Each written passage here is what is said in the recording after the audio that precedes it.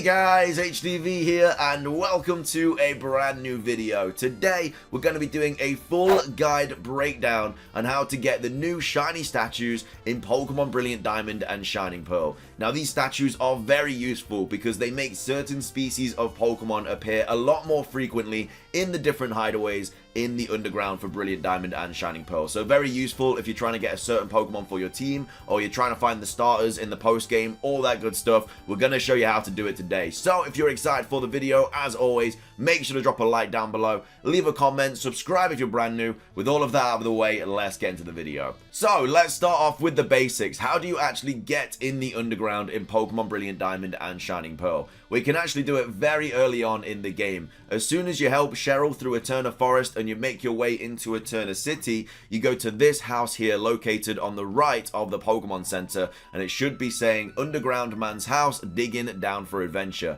You then go into this house and you are greeted by an old man, and you talk to him and he will give you the Explorer Kit. Now this is the item that you use to go into the underground. Now something that you should do is, as soon as you get into the underground, you'll be greeted by Rourke, the first gym leader. He'll tell you all about the Grand Underground, hideaways and everything like that. What you should do is dig once, and then once you've done that, go up back to the surface, talk to this old man again, and he will give you a drill. And that is what you use to actually create your secret base. Now if you accidentally create your secret base in a random location that you don't like, this guy will not give you another drill. You will have to talk to one of the many hikers in the underground, and they will sell you a drill for like prism spheres or whatever they're called. Now the price will change every single day, but yeah, basically if you do put your secret base in a place you're not happy with, you can redo it. It's okay, it just will cost you. So anyway, once you have your drill and once you have your Explorer Kit, you are good to go to try and find these shiny statues. Now something that I would advise you to do is go into your bag and just basically register your Explorer Kit, because you're going to be going up and down a lot, and all that basically allows you to do is just click the plus button and then you can just go to your Explorer Kit easily. So we're going to start off with play alone, because there's a lot of things that I need to show you guys, a few tips and tricks when you're in the underground. So this is the underground. One of the best features of the game by far. Absolutely love this place. So first things first, these are the digging spots. So in the top left of your screen you should see the map, and these little yellow kind of diamond things are where you can dig. Now instead of just randomly clicking on all the walls, you can just press the R button and that will send out like a little scanner, and that will show where the dig spot is, and then you can easily just go up to it and it will say the wall is bulging slightly, and then you can just, yeah, like I say, you can dig for it. So that's a really nice little kind of trick to know, because when you are trying to find these shiny statues and you don't have a lot of time to do it, it's a perfect thing to do. So as you can see below the map, it says 0 out of 40. Now this is the Diglett counter. So this is a new mini game in Brilliant Diamond and Shining Pearl, where every time you basically collect a Diglett being 1 point and Dugtrio being 3, that bar will go up all the way to 40. Now when you hit 40, it guarantees these shiny, gorgeous statues, whatever you want to call, in every single digging spot. However though, you only get 4 minutes to find as many as you can. So you'll have like a whistle blow, and then it will basically let you know that like there's something happening in the underground, and that means that gorgeous statues are appearing in every single one of these digging spots. So you only have 4 minutes to basically dig to your heart's content to try and get all of these different statues. So something to know about Digletts is that they usually spawn in the corners or kind of the middles of different pathways. And again, these don't spawn randomly.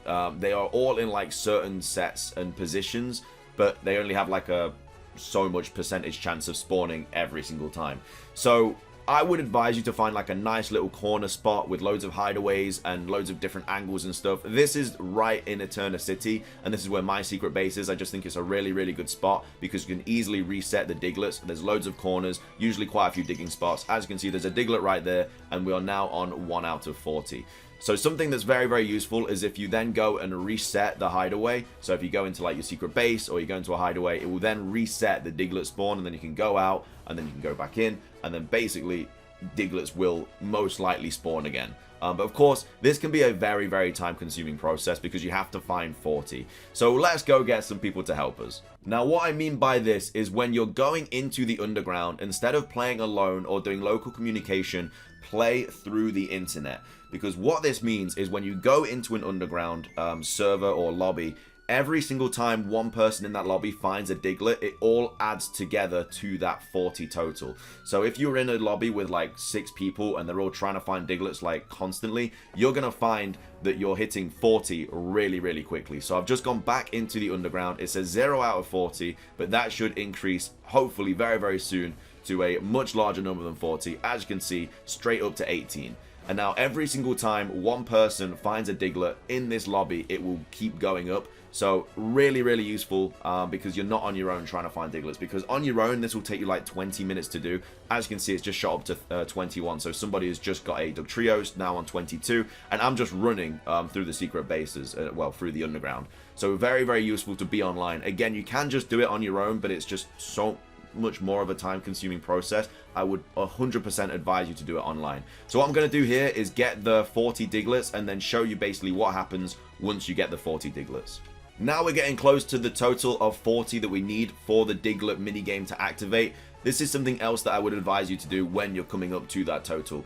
Every time you go into Hideaway and then out of it, it actually resets all the digging spots. So as you can see, there's a few different yellow diamonds around the different kind of places, but if I go into this Hideaway and then I exit it again, all of those will reset. So what I would say is keep resetting until you find like a bunch of yellow ones next to each other, because you only have 4 minutes to do it.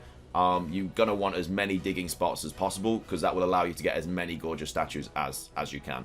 So we're on 39 out of 40. I'm sure one person will get a Diglett soon, and because I've got loads of like digging spots right next to me, I'll be able to hopefully get as many gorgeous statues as I possibly can.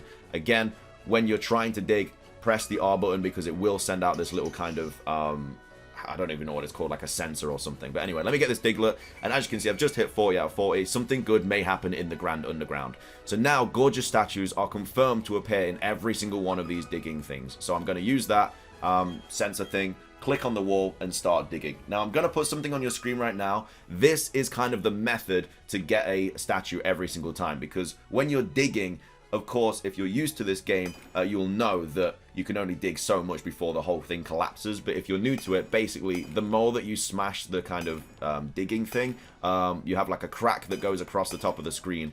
And when that goes all the way to the end, it basically means that you lose, like, you can't dig anymore. So if you haven't found the statue by then, you won't be able to get the statue. But as you can see, I'm kind of using the tactic, and I have found the statue. So I'm going to dig around this statue here. I'll probably just get the hammer and just slam it. It is a ghost gorgeous statue. Now, you know it's a ghost statue. You know it's a gorgeous statue because it has like a grey kind of outline. A pretty statue just has like a normal yellowish outline. So the difference between pretty statues and gorgeous statues is that pretty statues just increase the odds of a certain type of Pokemon appearing, but the gorgeous statue actually increases it by a lot more, and a lot of people also believe that it affects the shiny odds as well. So we have a Miss Magia statue there. You know it's a gorgeous statue because it has a little shiny symbol next to it. So I'm only going to do one more because I don't need to dig for loads and loads of different statues. You kind of get the idea. So there's another one here. I'll just dig for this one as well. Real quick, try and get this one too, because I'm trying to collect the statues as well. This is actually a really nice wall, because it's just like this. If you can find a wall with just like loads of brown kind of stuff, then you've got a really, really nice one. So as you can see, the statue's right down here, and this is a very gorgeous statue. Just slam the wall now, because I don't need anything else. I'm only concentrating on the gorgeous statues. So this will be a fairy statue. Now, of course, because there are dual typings, the typings actually affect both of that Pokemon typing. So if you have like a flying electric Pokemon, it will be increasing the odds of a flying type and an electric type spawning as well. But obviously if you're going for one certain type, you're going to want 18 statues of that type, because that's how many you can put in your secret base. So now that we have a few statues, again, you can just keep redoing this, because when it goes from, when the whistle kind of blows and it goes, the minigame's over, it'll go down to 0. And then that's basically when you have to start and get all the Digletts again. It is a very time-consuming process, but it really, really helps out if you're trying to get certain Pokemon, especially in post-game with all of the new Pokemon that appear in the Hideaway. So anyway, let's go into my secret base. I'm currently trying to find Flying-type Pokemon, so please don't judge me for the amount of Flying-type Pokemon I have in my base. So this thing here dictates the different odds that you have of finding Pokemon. It starts off with like slightly increases, and then it says it does increase, and then it says greatly increases. So because I have so many flying type statues in this base, when I click on the statue effect, it says that, well, it sharply raises the appearance of flying type Pokemon. So The thing to note as well is that apparently higher evolution Pokemon increase the odds by more. So I have a Honchkrow here that apparently increases the odds of a flying or a dark type Pokemon appearing more than like a Murkrow statue. But of course they are bigger statues, they take up more spots, which is why they obviously increase it a little bit more. So anyway, once you've got all your statues and everything like that, this is when it now increases the odds of that Pokemon appearing. Now we aren't 100% sure if this also increases the shiny odds. I believe it does, because it has been data mined that basically when the Ditto minigame is happening, so as you can see it's still happening there on the side, 40 out of 40, you get an actual shiny roll as well.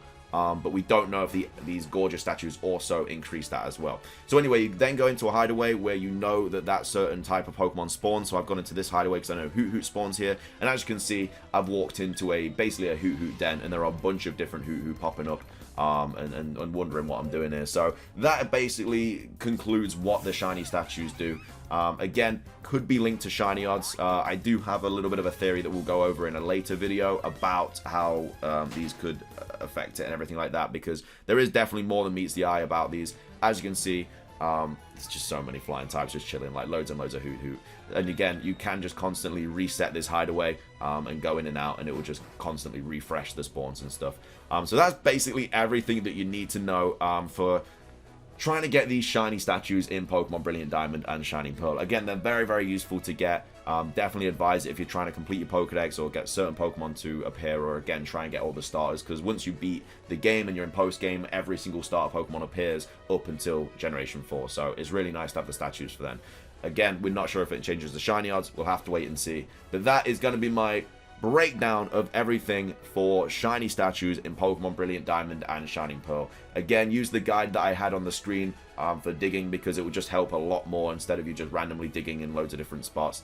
And again, definitely want to go online because it really, really helps out. So I hope this helped you out. If it did, drop a like, leave a comment, let me know if you found a shiny yet, subscribe if you're brand new, and until next time, peace.